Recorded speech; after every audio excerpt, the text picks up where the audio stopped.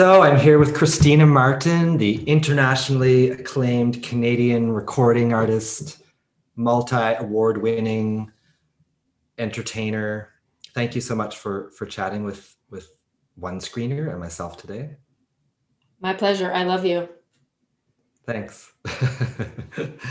So I just wanted to ask you some questions today, Christina, kind of leaning towards how you have been dealing as a professional musician during the COVID times, specifically in terms of your marketing. So if you're creating new content, how are you marketing that? What kind of tools are you using?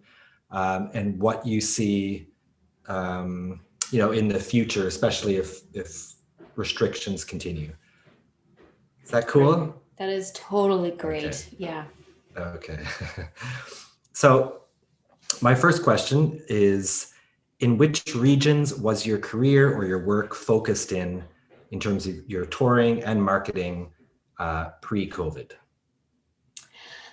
Canada, mostly Atlantic Canada, but we would do tours across Canada for new releases.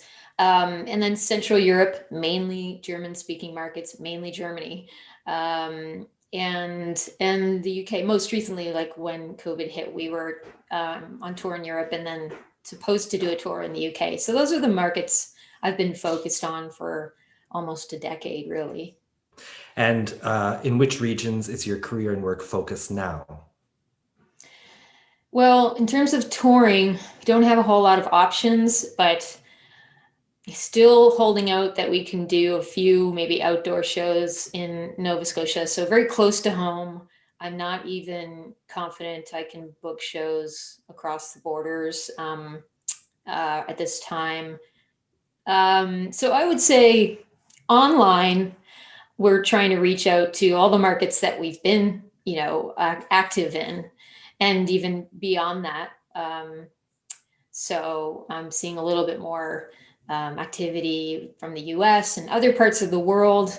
But mainly, I think like when it comes to touring, it's like how locally until it's safe to travel Yeah. again. How do you market yourself in regions outside of your immediate one? So you were saying that you've been targeting basically everywhere that you've toured. And so how do you differentiate the places? Do you have kind of different marketing strategies for Canada, than for Germany, than for the UK? Or do you have one main strategy that you're trying to apply to each region? Well, I mean, because I do a lot of things myself, just by necessity, out of necessity, um, it ends up being I come up with a campaign, let's say a press release, and I'll send it out through my newsletter or my patron followers. And I kind of put it out to everybody, but maybe we'll get more targeted with a Facebook ad. Yeah, I've tried to simplify and come up with a campaign that I can put out to everybody at the same time. And because wide range touring hasn't been possible during the last year, what activities or tools have you turned to maintain your digital presence in the music business? Well, early on, I had some help with OBS, Streamlabs OBS, which I think a lot of artists I'm hearing are, trying to learn. And so that I can, What is that exactly? Sorry. it is oh gosh, what is it? Good question. OBS is like a platform that allows you to kind of set up scenes and transitions for an online performance. And we we use a USB mixer so we can set up and test the sound and get it to our liking. And then we broadcast that to, let's say, Facebook Live, or it could be another platform. So it just allows for a little bit more of maybe pre-production and a little bit more refined event and sound.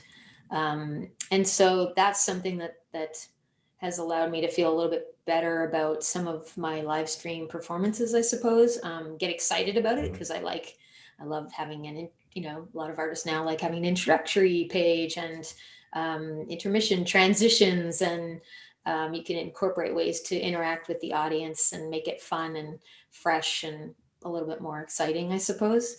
Yeah, just to comment on that, I know that you've always been really hands-on with the production of your shows and your music videos, and so I think for someone like you, this transition into producing essentially like a television show from your home is not so far off. But I think a lot of people who don't necessarily put their energy into, or they're just they don't have that ability to jump into the production side of the streaming. So, but for you, I imagine there was also quite a learning curve when you started. So Still you knew learning. But you knew about the OBS platform.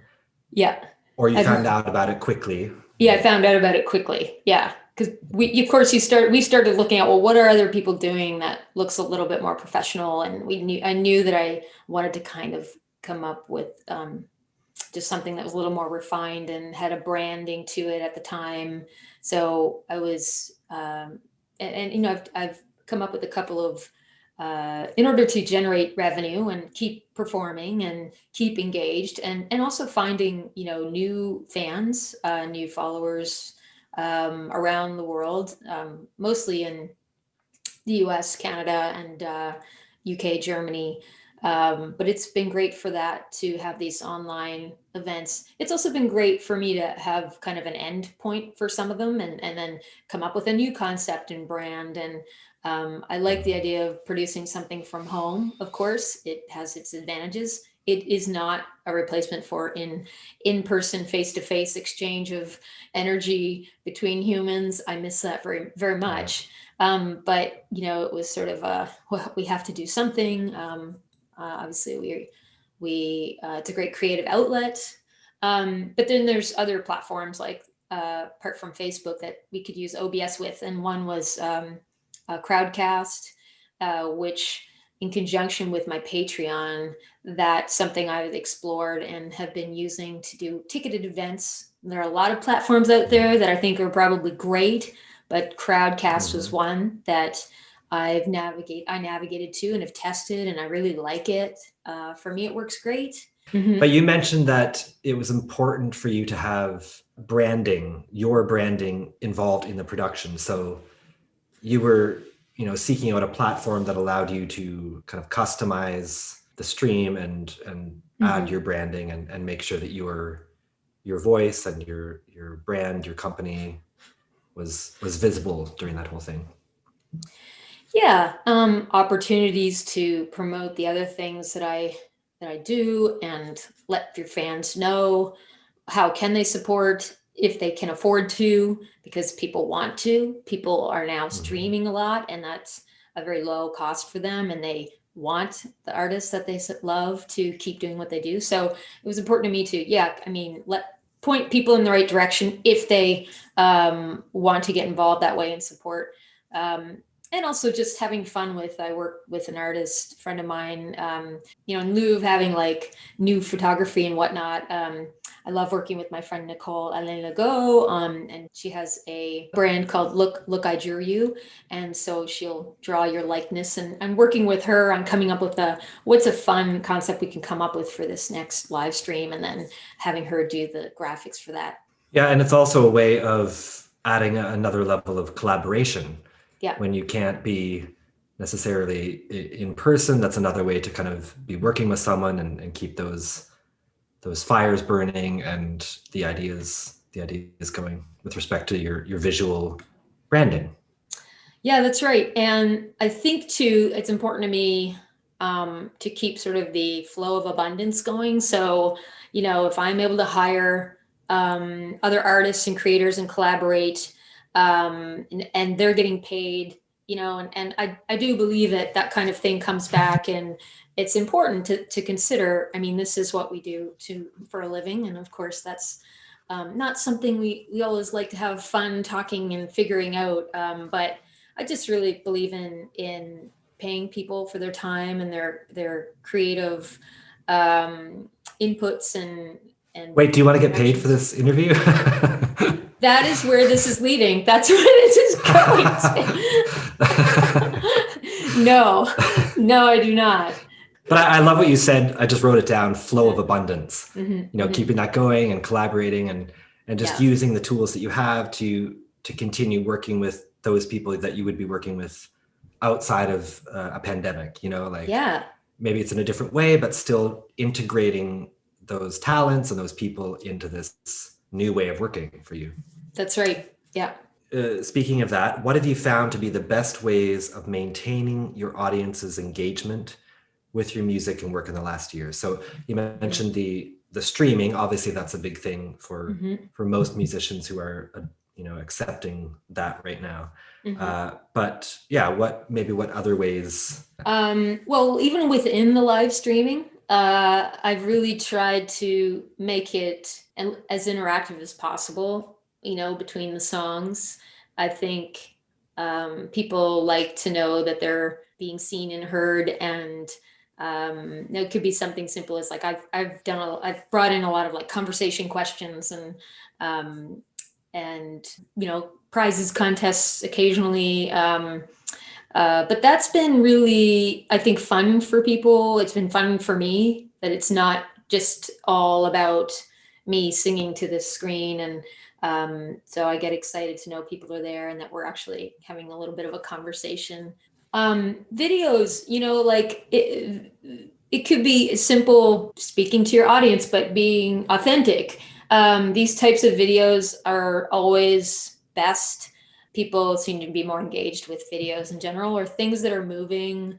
So it could be like animated posts with some music behind them.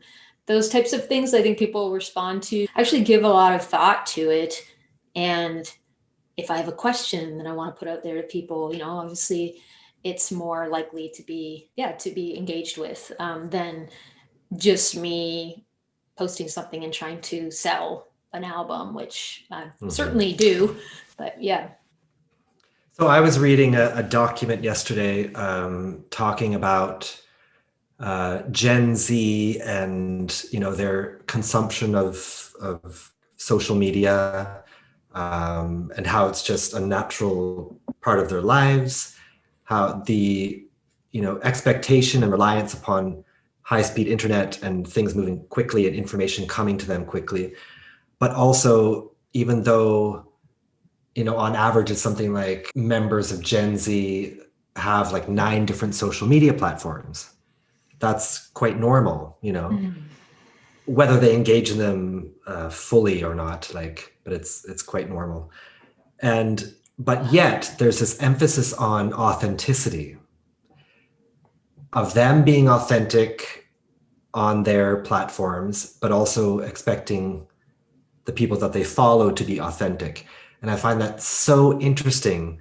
How can you create so much content that may need to be tailored to each platform and still be authentic in the process? And I think I've seen maybe influencers try it or do it. And I think some people are just naturally more inclined to not expose themselves, but they're not inhibited. And so you can kind of tell, like, they do come across as authentic when they're talking about something. But do you think, like, I know for me, if I'm on social media, I still am at the point where I kind of put on a little mask, or there's always that feeling I have to kind of put the veil over and censor myself in some ways. Sure. And do you think that during, like, especially after COVID, that and doing the live streams, and do you think that you have learned to be more authentic in the process, or you've learned how the importance of it? Or I think through trial and error, and I'm getting better at it. I don't always nail it. It's something you kind of aspire to, and then you hope for the best. But I also kind of recognize that I sometimes it's not always in my control. Even though I'm come in prepared, do the best I can. There are other factors that might get me a little off track. But the more you do it and the more you strive towards anything, I think you get better at it. To me, I really want to strive for positivity and love and laugh more. And so I'm just realizing now in my life, that's the kind of thing I should probably want to put out more. I think we all can always use that. And it's not that I'm not being real. It's just that, if I'm choosing to do that, that I'm not showing every single side of me. It's like, I think we all know that we have our ups and downs, but I want to. Yeah, and you're trying to invoke that in other people and bring that out. I mean, yeah, it's completely understandable that you'd want to take that direction, but some people don't, like. And that's cool too. Like there's like a need for, I think, all kinds of spaces for people to feel whatever it is, I mean, it's really up to the content creator, but everyone has to choose, individually, I suppose. Did we answer your question on the veil? Yes. Yeah. No, that was perfect. Sounded like sorry, it sounded like I was uncomfortable. Can we move on to the next question now before I start crying? Positivity. Is there a particular online tool or platform that has made a big impact on your work during the last year? I would say Patreon, it is a platform to help creators get paid. But I've really been working since 2019 in January when I launched my Patreon page. I use it as a tool to think about my intentions with my work, what I want to be doing more of. But Patreon for me, I love the organizational side of it, the management side of it. It feels like a community to me. They're very supportive, the company itself, in helping artists and patrons navigate it, and it helps me on the business side get paid for what I do as a creator. So I am so grateful for that, and I saw a significant increase in patrons when the pandemic started. I think I had about 22, and now I'm sitting somewhere around 70, 72. So that's made a big difference for me. It's really helped me. One Screener, we recently added a donate button option on the One Screener pages, and it connects to PayPal. It's a simple system, but something we wanted to offer our users. But a bit of the question when we were adding it is, for those musicians and creators and influencers and artists who have trouble asking their followers for help. And we were kind of taking the angle like, a lot of people have been consuming the art and the music and the content that's been created over the past year, especially by these creators. And now it's kind of the chance for the creators to ask for something in return, like not a demand and not a payment necessarily, but just saying like, if you enjoy my content and what I'm doing, and if you've been consuming it, I've added a donate button to my page, and feel free to click on that. How do you manage those? It can be kind of tricky feelings sometimes as an artist. Sure. It's one thing to have a show and say, here are tickets, come see me play. We'll have a connection and I'll get paid. We'll be happy. But it's another thing to be at home and saying like, can you please support the content that I'm creating and help me as an artist to keep creating it? Like, sure. Yeah. Was there ever kind of a barrier there that you felt strange about? Maybe not strange, but there was a hesitation? Yes, certainly. But I've had a lot of practice, and it started for me with a crowdfunding campaign in 2011, my first one ever.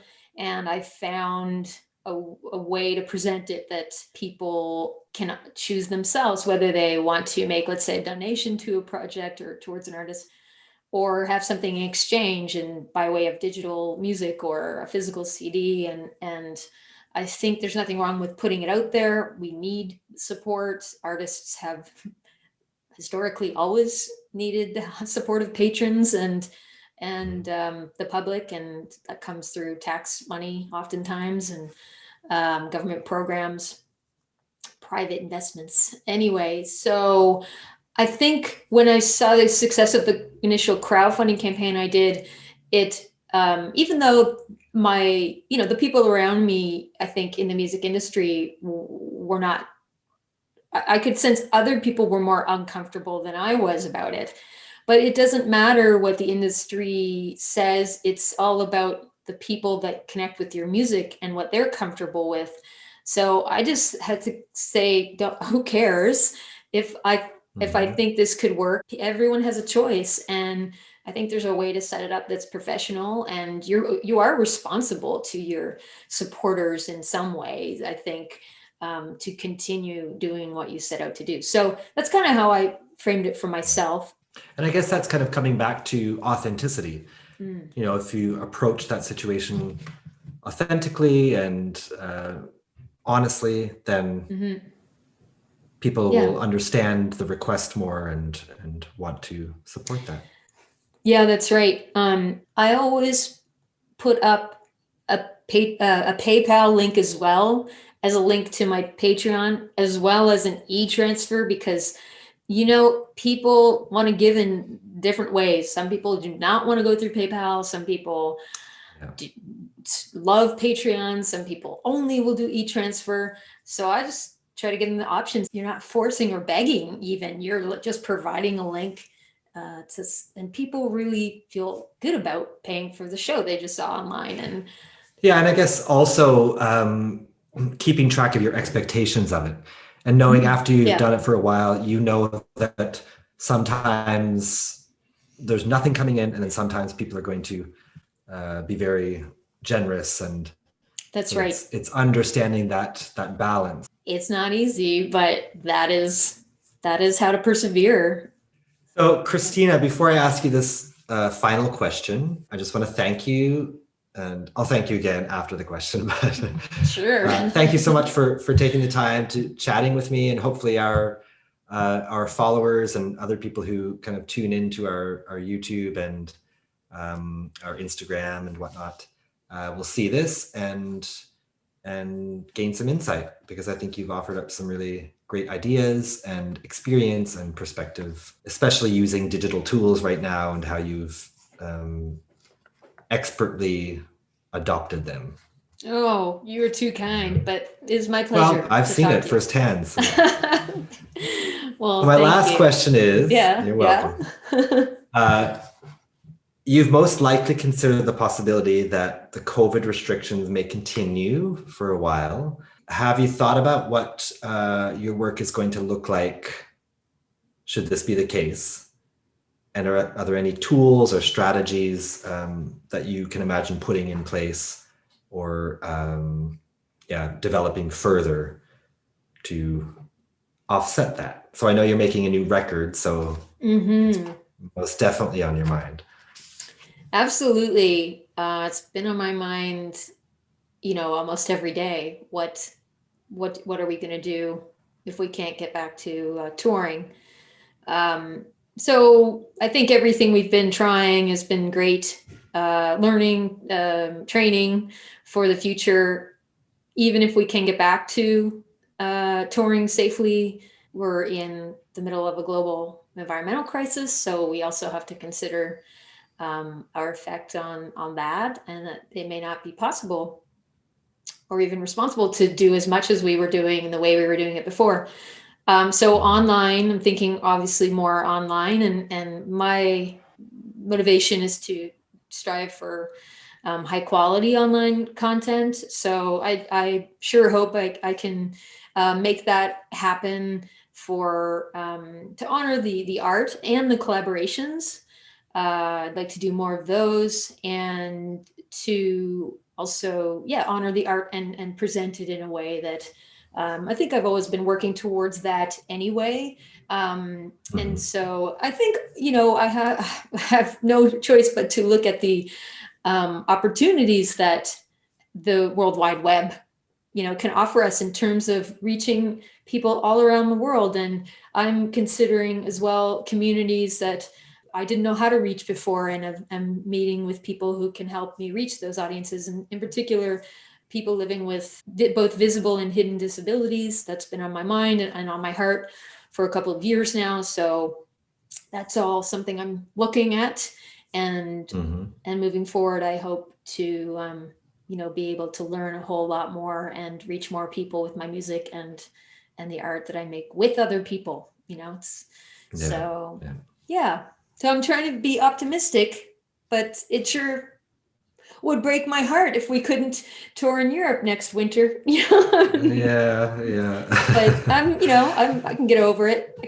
We have to find a new way to reach people and be realistic and safe. Well, thank you once again. We look forward to hearing the new record and seeing the next live streams. Hi, One Screener. Hi, everybody.